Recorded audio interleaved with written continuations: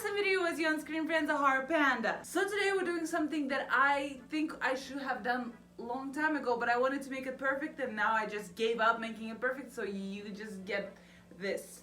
Like, this is the quality content you signed up for. You know, trashy videos from trashy person. So let me tell you all about Russian drinking and how do Russians drink and what do Russians drink and all that ish. Am I drunk right now, you may ask? No. Is this real vodka?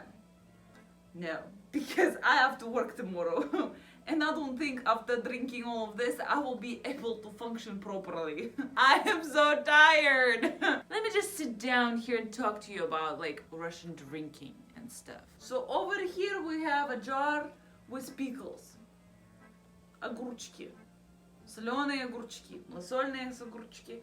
Любые огурчики подойдут. Yeah, so this is how this video is gonna go apparently. I'm gonna be speaking in English with thick Russian accent and just in Russian. This is what we're gonna do today. Значит, alright. Let's begin by taking a shot. So today I have this beautiful Ninja Turtle shot glass that was provided by my amazing roommate in the last minute because this is how we do it here. Everything last minute. So we're gonna pour a shot of vodka. So the person who is pouring alcohol, like the barista, the bartender who is gonna be pouring the drinks at night, usually you don't switch the hands. So the person who pours the first shot is gonna be pouring drinks the entire night. Not all the Russians follow that rule, but I remember growing up, we did in our hangouts, we did follow that rule. So also, you can't pour it like this. Nah. We don't put it на весу. На весу не наливают. This is на весу as in like while holding it up. So you have to sit it down and then you pour it, we pour a shot and then we just drink it. Every time we take a shot, every time we drink, also yeah, I'm a lady. Every time you take a shot, you have to say toast. You have to toast it. You have to cheers it basically every single time. And in Russian, toast is toast, the same-ish. So usually the first one is pretty basic, I guess, and it's for the health. This toast actually is translated incorrectly so many times for some reason, and it confuses me. I might be wrong, but after researching and Googling and trying to figure out on my own, it's за здоровье and not на здоровье. Do we drink na zdоровье?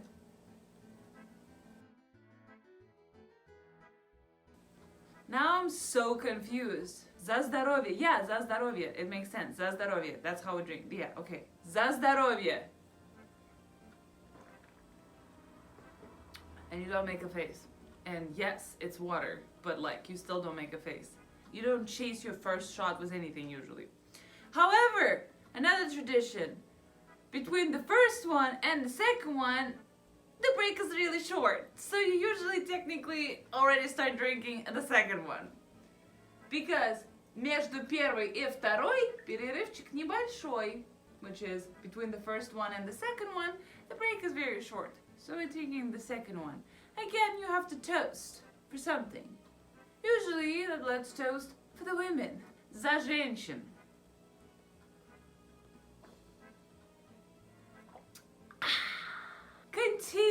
Continuing. The reason why, like, I don't know if I feel comfortable sitting down like this. I want to make merch. Let me know if you guys want me to make merch, some funny merch like this. So the reason why Russian people have such a high tolerance to like alcohol and high tolerance to like stronger like liquor as in vodka alcohol, it's because we don't just drink it like empty stomach. We usually have very specific foods that we have at the table. Like, it's generations, centuries of testing things basically and figuring out what goes the best with vodka. If you are at the gathering where, you know, you have to drink vodka with Russians, eat the food, don't be picky. Eat it. It's made for you to not feel less sick. It's made for you to drink more. So what would usually Russian people would have at the table? Of course it's gonna be some огурчики. This is огурчики укропные because they're made with dill, which is ukrop. But like It's pickles. It's basically pickle. So usually at the table you will see a bunch of salads that are made with heavy mayonnaise and meat, some sort of meat, and like potatoes. Like a lot of salads will have potatoes and meat or mayonnaise, like a lot of that fatty food. We'll have some salami or some cheeses, just like cut it up so you can make yourself a sandwich, like not a sandwich, okay, buterbrot, which is gonna be basically a piece of bread and a couple slices of meat and maybe cheese, and that's it. Like no second bread. This is how you eat it in Russia. Like don't be trying to like ask for lettuce and stuff like this. They ain't I'm gonna give you. You put a piece of bread, you slap some meat on it, and that's it. Maybe some cheese if you're fancy. That's it. Nothing else. And just eat it with one piece of bread. It's fine. It's bomb, I promise. Usually there will be some boiled potatoes, which I highly recommend eating, because compared to other food, if you're like not very familiar or like really know what Russian foods you would like boiled potatoes are your to-go, because they're just boiled potatoes with some butter and salt and stuff. There might be some rye bread with sala, which is cured pork fat. That stuff is bomb too, like with vodka for example, it tastes delicious. And majority of the time we do have fish, like seletka, which is herring, and it's either gonna be like pickled herring or just like a salad with herring with seletka. And I will highly recommend eating that food. Time for another drink. Also, I'm surprised I haven't spilled anything yet. Okay, this time we're gonna grab a pickle. I was trying to do it effortlessly. Did you hear that? Effortlessly. Oh, pickle. So you're gonna do drink and sniff. You can do drink and sniff technique. The next toast is gonna be za встречу, which means for like the meeting that we met today, basically, that we gathered to for this gathering, the meeting of us. За встречу.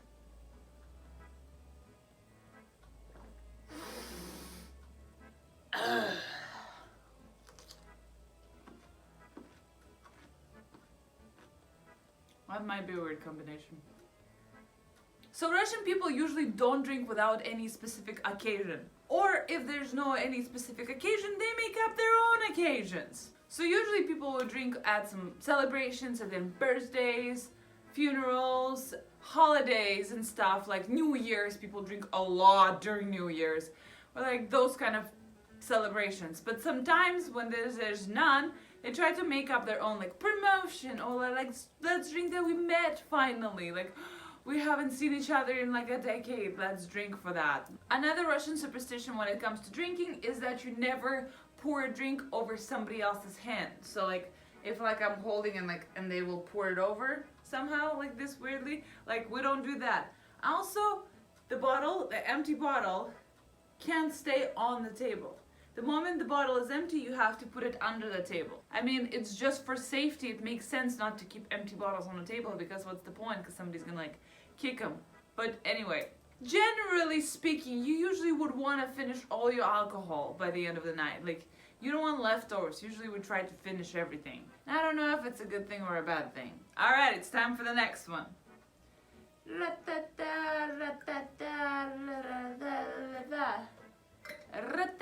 Also, I am not drunk, I'm just sleepy. I realize that if you don't sleep enough, you would act like you're drunk without drinking. Never forget to toast. Oh, some good one that me and my friends have been toasting a lot for, zasiski, which means for boobs. I don't know why we do it, but like it's a very easy word to remember for you guys, so zasiski. Drinking water and then eating pickles. So this is, I think, all I have on the topic about Russian traditions and like drinking vodka, for example. But I want to be kind of honest with you guys and just tell you like when I started drinking, how like drinking in Russia was for me personally. If you're not interested in that, thank you for watching. Love you. Bye. But if you are, like, cool, let's hang out for a little bit longer. So of course, like the first drink that you have, like it's with your parents, or you like accidentally chug it. I accidentally chugged some vodka. I, for some reason, one New Year woke up and thought that there's water in a bottle of vodka. So as a child who's like 5, 6 years old, I just came up to the table, I grabbed the bottle of vodka and I just started chugging it. And then I spat it all out. But the first time when I actually had an alcoholic beverage without like my parents' knowledge and stuff was when a very cute boy came to my school in 7th grade, and he was smoking and drinking, and I really liked him, so I decided that I wanted to, you know, impress him by drinking and smoking. And the moral of the story that he never liked me.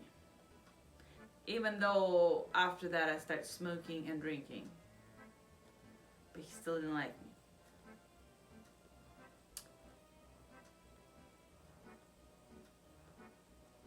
Not okay, and it's not alright. I was very upset about it, but this is not the story that I'm telling. In 7th grade, me personally, I was 12 years old, and I have no idea how they sold me alcohol. I was 12 years old. I didn't look like I was supposed to drink. Come on, like when you look 12, like, oh, does this look like you can sell alcohol to this lady? No, it doesn't.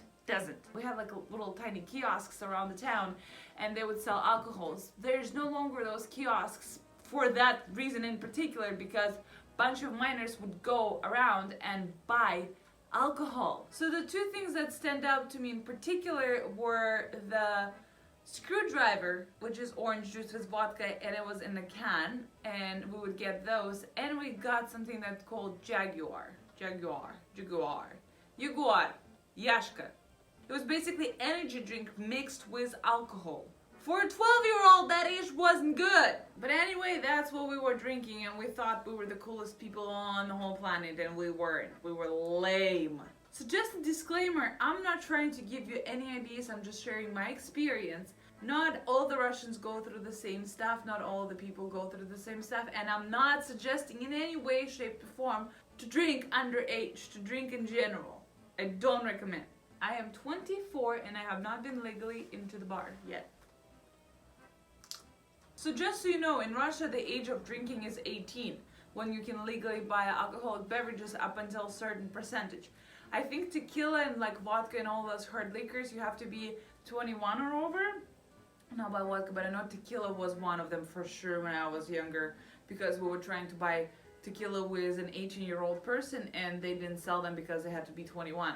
So it was way easier to buy alcohol when you were a minor in Russia when I was growing up, compared to what it is now, because now there's no those kiosks that, you know, they don't have cameras, they don't track you, they really don't care about your passport and your ID basically. And then as I went to like high school, we started being fancy ladies and we started drinking vermouth and martini and mixing it up with Sprite.